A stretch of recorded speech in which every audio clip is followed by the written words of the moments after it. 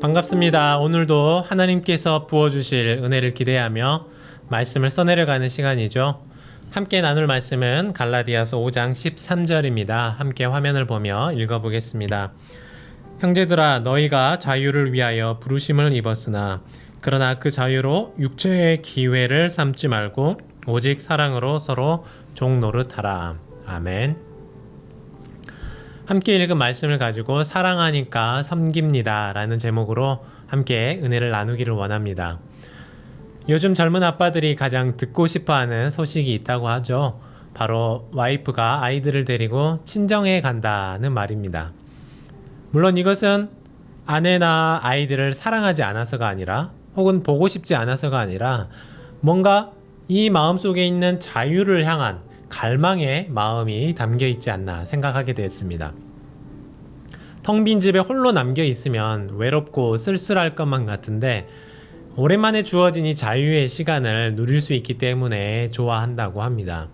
그래서 평소 좋아하던 게임도 하고 스포츠도 마음껏 보고 친구들과 만나면서 그동안 누리지 못한 자유를 느끼고 싶어 한다라는 말을 들었습니다. 그만큼 가장으로서 짊어지고 살아야 했던 짐이 무거웠기 때문은 아닐까 생각하게 됐는데요. 또 지금은 여름방학이 한창이죠. 미국은 특히나 한국에 비해서 방학이 길잖아요. 그래서 엄마들은 방학이 끝나기만을 손꼽아 기다린다고들 합니다. 이것은 아이들이 싫어서가 아니라 때로는 자유롭게 나에게 주어진 일도 하고 시간을 누리고 싶기 때문일 것입니다. 사실 이 모든 것을 보면서 단순히 요즘 사람들은 사랑이 부족하다라고 말할 수 없을 것입니다. 또 희생하지 않는다라고 말할 수 없을 것입니다. 매일의 일상 속에서 나 아닌 다른 누군가를 위해 애쓰며 수고하는 그 일상의 삶이 있었기 때문에 때로는 나만이 홀로 누리고 싶은 그 자유를 갈망하는 것은 아닐까 생각하게 되었습니다. 결혼을 앞두고 혹은 자식을 결혼시키기 직전에 이런 고민을 해보신 적은 없으십니까? 과연 내가 가장이 될 만한가? 과연 내가 아이를 낳고 잘 키울 수 있을까? 과연 내 딸이, 내 아들이 엄마 아빠 없이 결혼해서 살림도 하고 돈도 벌고 가정을 지키고 아이를 키울 수 있을까 하는 그런 걱정 말이죠. 누구나 한 번쯤은 해보셨을 것 같은데요. 저 또한 마찬가지였습니다. 사랑하는 사람과 함께 살 수 있다는 것이 참 기쁘고 행복했으면서 동시에 과연 나는 가장이 될 수 있을까? 아이들이 태어나면 잘 키울 수 있을까? 하는 걱정을 했던 것 같습니다. 나는 나 혼자 돌보고 나 하고 싶은 대로 살고 싶은데 과연 그럴 수 있을까? 나와 100% 마음이 맞을 수 없을 텐데 그것을 잘 이겨낼 수 있을까? 아이가 태어나면 내 개인 시간이 줄어들 텐데 그때는 무슨 재미로 살까? 이 아이가 태어나면 집도 지저분해지고 먹는 것도 쉽지 않을 텐데 어떻게 살아갈까 하는 그런 걱정들 말이죠. 하루는 저희 아이들이 태어나고 얼마 지나지 않아서 여동생이 저희 집에 놀러 온 적이 있었습니다.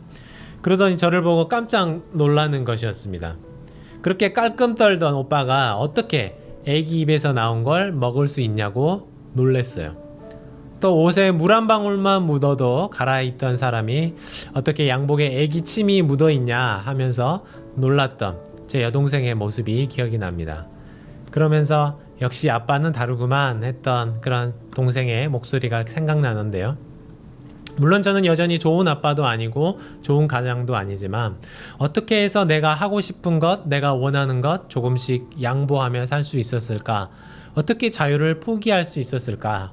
해보니까요, 바로 사랑하기 때문이었던 것 같습니다. 그래서 저는 이 시대의 모든 어머니들과 아버지들에게 박수를 쳐드리고 싶은데요.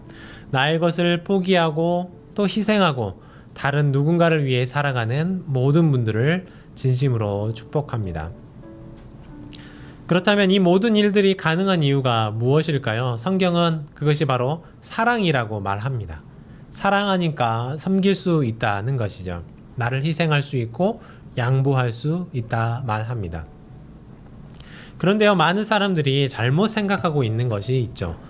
특히 현대 이 미국 사회를 필두로 이기주의는 아니지만 개인주의가 득세하고 있는데요. 남에게 물론 피해를 주진 않지만 남을 돌보지도 않습니다. 그냥 나 잘 살고 나 잘 먹고 나 좋은 삶을 누리면 되는 것으로 생각하죠. 그래서 어떻습니까? 이제는 길가에서 어려운 일을 당한 사람도 잘 돕지 않게 되죠. 그런데 성경을 보시면 오늘 말씀을 제가 다시 한번 읽어보고 싶은데요. 형제들아, 너희가 자유를 위하여 부르심을 입었다라고 합니다. 자유를 위해 부름받은 것이 맞아요. 우리는 그동안 죄의 노예로 살아왔습니다. 때로는 돈의 노예로 살아왔고 혹은 실제로 정말 누군가의 종으로서 살아야 했습니다.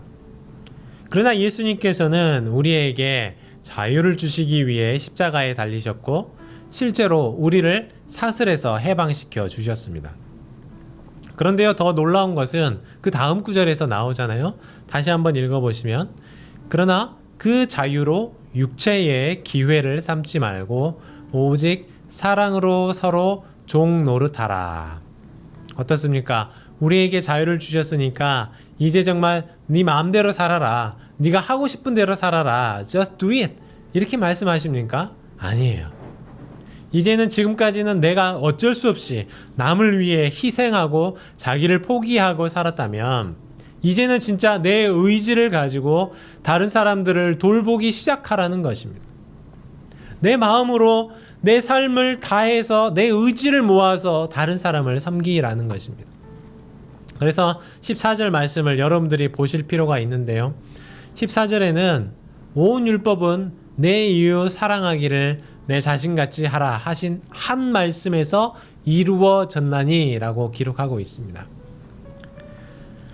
내 자유를 가지고 내 마음대로 사는 것이 아니라 내 자유를 가지고 남을 섬기는 것, 그것이 바로 율법이라고 하십니다.